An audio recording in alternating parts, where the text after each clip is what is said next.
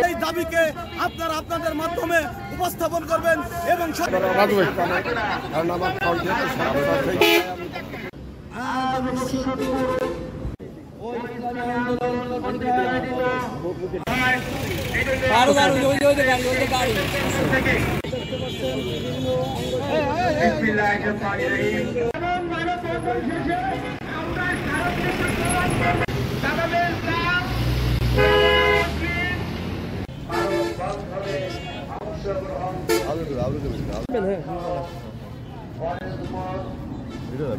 আমি জেলা জজ কোর্টের একজন অ্যাডভোকেট এবং কানুন ব্যবস্থা